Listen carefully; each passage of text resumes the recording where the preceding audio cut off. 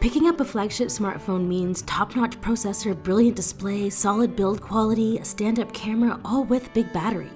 Flagship devices tend to push the boundaries of what a smartphone can do.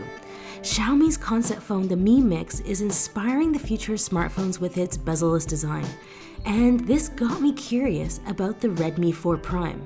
This is just one of their regular smartphones. It's pocket-friendly, has a well-built all-metal design, a massive 4,100 mAh battery, a nice IPS panel, snappy performance, and we could not believe that it was only $150.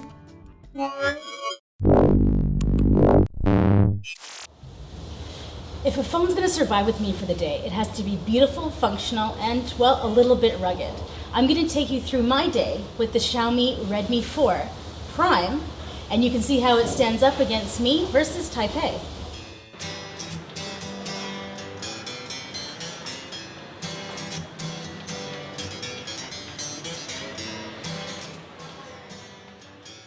At 5 inches, the 4 Prime is pocket-friendly, and it's got a smaller display, which actually means that it has a higher pixel density than the iPhone 7 Plus.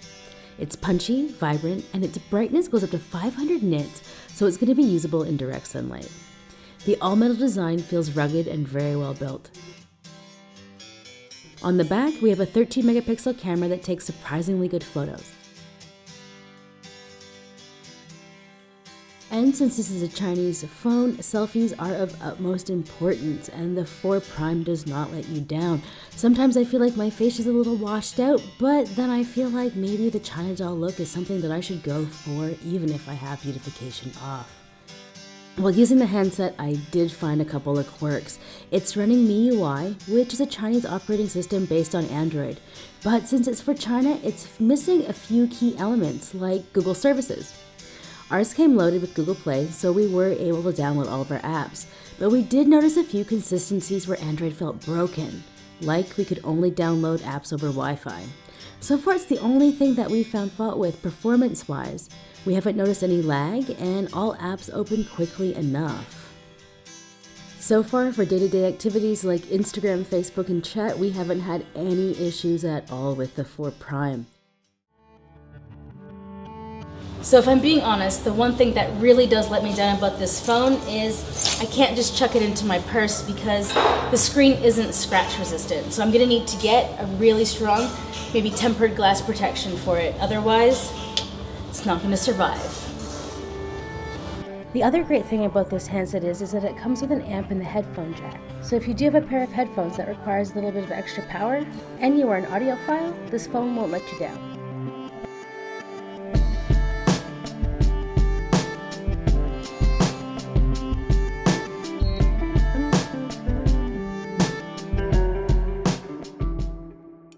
Going from day to night is where most budget smartphones lose out, but battery life still looks great. And low-light camera performance is totally fine. We're not expecting this to be a low-light champion, but it's taking photos that are 100% usable and even look good. Even though it's missing high-end features like optical image stabilization, which help the camera to focus more quickly in low light. As you can see here, I was still able to get a usable shot of JD, who has never stayed still a day in his life. So the next question you should be asking yourself is, how is the low light performance? So you can see that the exposure is all over the place. There's an ambulance going, so this should give you an idea of what the audio sounds like. And then we're gonna go to a little bit closer because you should be careful when you cycle. Now what about during the day? Now let's forget about the outside. How does this camera handle taking video of a dog? He looks very handsome, but you can see even inside that there are some issues with light metering. Having said that, the performance on the Redmi 4 Note is amazing. Now, if we put it up against something like the Samsung Galaxy S6 Edge, which was last year's flagship, the performance is actually on par.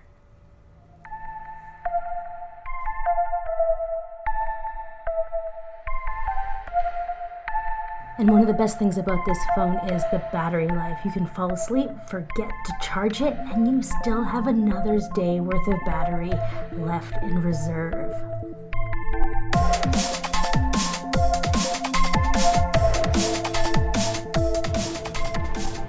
The Redmi 4 Prime is a killer smartphone for the price. You get 2 days of battery life, a bright, vibrant display, a fingerprint reader, and an all-metal build that feels very premium. Its $150 price tag makes it easy to overlook weak viewing angles, speakers that are distorted at full volume, and a display that does need a screen protector. Its camera performs in the solid mid-range, and if only I could have stock Android on board, I'd feel comfortable recommending this to the masses instead of those just wanting to tinker a little bit. What do you think? Best smartphone of the year for under $150? I think so. I'm your host, Nicole Scott, for Mobile Geeks. What?